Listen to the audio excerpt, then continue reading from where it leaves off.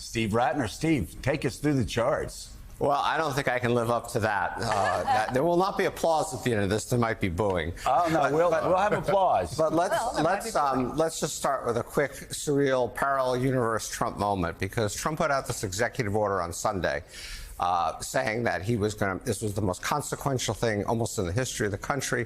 He was going to lower prescription drug prices by 30 to 80%. The executive order actually does nothing. He doesn't have the authority to do any of those things. But then he said just recently, I heard it on Way Too Early this morning out in the Middle East, wherever he is, that a lot of Democrats were going to vote for this tax bill going through Ways and Means because it was going to lower drug prices. There's nothing in the tax bill that would lower drug prices. So the president is off on one universe and the world is on a different universe. But he is talking about a world that does exist.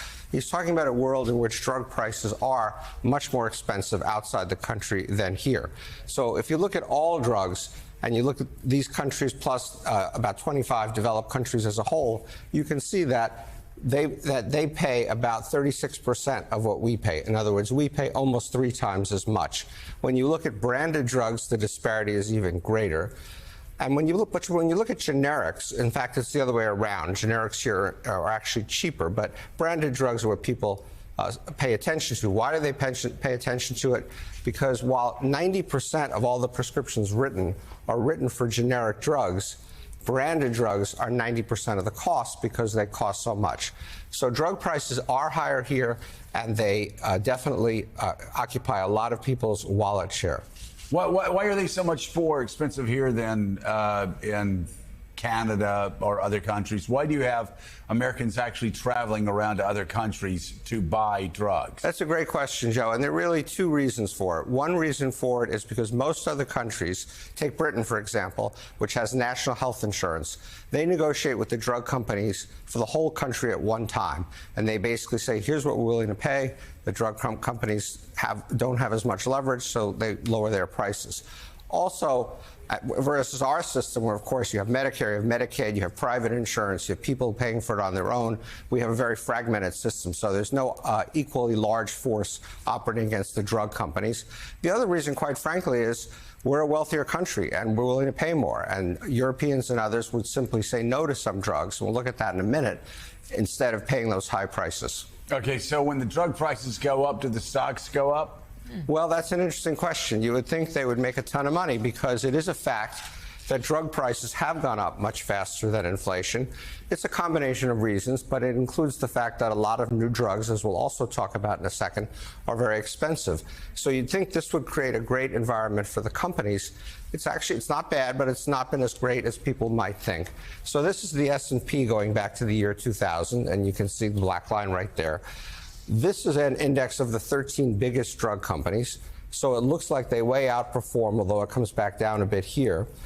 But 2 of those drug companies make Mongavi and Ozempic, the 2 big weight loss drugs that have been such a bonanza. If you take those 2 companies out of the index, in fact, drug companies have underperformed the S&P. They've not done as well, and it gets a lot to the cost of developing all this stuff. So talk about how many drugs are sold in the U.S. versus other countries. Right. So we are developing a lot more drugs. This gets back to the cost factor. Over the last 10 years, we've been developing about 41.5 new drugs a year, and that is about 50% higher than what it was back here. A lot of the new drugs, these greens, are what are called biologics. They're much more expensive to develop. I won't get into the details of that. So you're getting a lot more drugs at a much higher price. But we also get more drugs. We had 212 new drugs sold over this 5-year time period. Germany 149, UK 122. And this gets back again to cost and price and who's willing to pay the most, i.e. us. And so we get the most drugs. So we do get something for paying as much as I just showed you that we pay for this stuff. All right. So Morning Joe economic analyst Steve Rattner, the crowd absolutely loves you.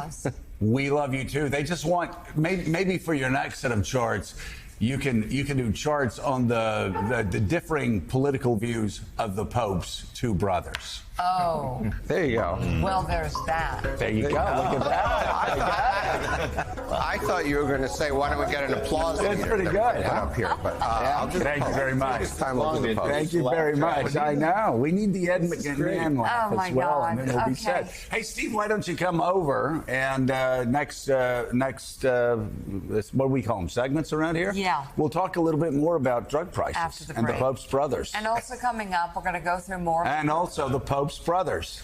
Yes. And we'll also talk. They're a little slow on the tape. That's okay. We're going to work on it. It's There's a early. reason that they dropped the laugh line. I'm sorry. Exactly. Archie Bunker. Wah, wah, wah, Okay, we're wah. going to